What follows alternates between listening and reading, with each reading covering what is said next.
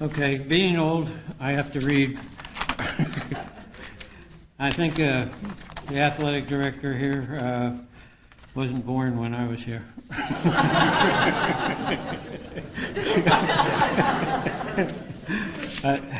First off, I'd like to recognize that my wife, Judy Culhane, is here, and two of our best friends, John and Kathy Manville. They're sitting over there.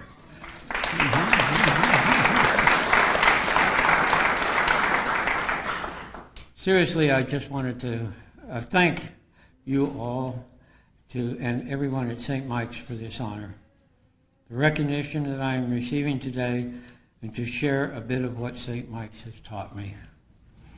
I chose St. Mike's from a number of schools where I was accepted for two reasons that I came here. First, it was Vermont, which I liked, and secondly, it was a smaller community where I thought I could have more chance to be involved in things. And so that's why I came here. And that came to fruition because I was able to be in so many different activities and participate. And he mentioned a number of things that I did while I was here, but it was the friendship that I had here that was so great. Being in a small community, you knew almost everybody in your class. And graduating approximately 200 people, it was, you knew everyone that you were dealing with. But I arrived here in the fall of 1957. It was a new beginning. My folks had put me on a train with a large trunk and a metal box to send my clothing home to be washed. That was it. It was my very first time at St. Mike's. I didn't even get to see it beforehand. I was off on a new adventure. During the orientation, I was told about the ski team, and I signed up for the Nordic team.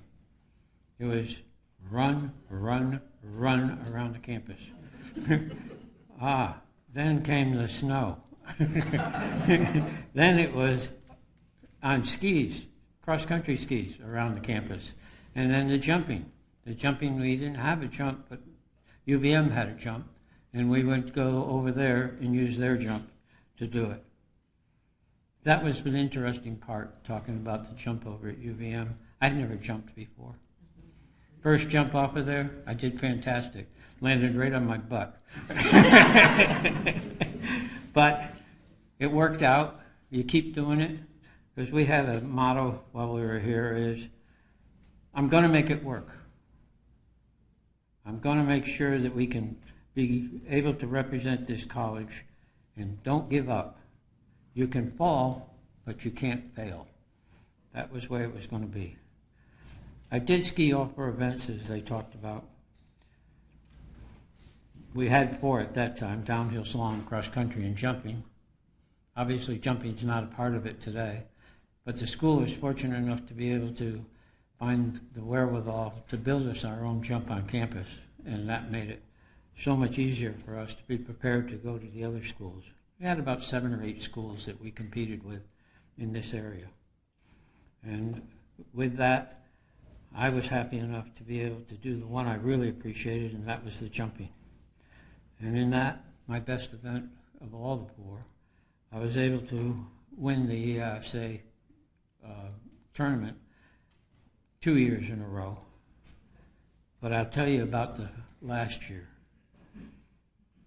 I was involved in the jumping, and what happened is that I had crashed on my first jump. Well, in jumping, you have the best 2 out of 3.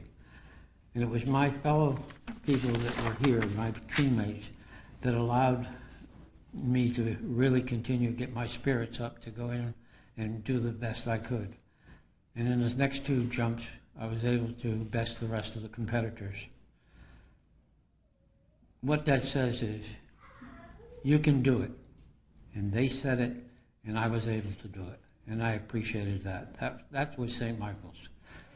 After graduating from St. Michael's, I went into the Air Force, off to pilot training. My class started with 43 trainees, but only 7 of us graduated. Every day my instructor would say, Culhane, don't make me make decisions. Well, that got my spirits up. I did what St. Mike's taught me, though. Don't give up. After graduation, I volunteered for Vietnam, and true to the military, I got my last choice. But it ended up as one that was even better than I thought. It was the most demanding and rewarding job as an airborne forward air controller. I talked with a gentleman here tonight, and he said his dad was doing the same thing, and to this day his dad would love it because it was such a good job as far as responsibility that you had and what you were accomplishing. You were right in the middle of the battlefield at 1,500 feet above the ground, marking targets, controlling the fighters on the targets, controlling Army guns on the target, and saving the lives of people that were in troops in contact. And it was done every day. And after about 2,000 combat missions, they finally got rid of me and sent me home. And I came home with holes in the airplane, but not one of them in my body. So it was a good deal. So anyway, that tells you that I learned something at St. Mike's. Don't give up. You can do it. And they taught us that, and I appreciate it. So I thank St. Michael's for instilling the spirit in me and now recognize my long ago skiing accomplishments. Thank you.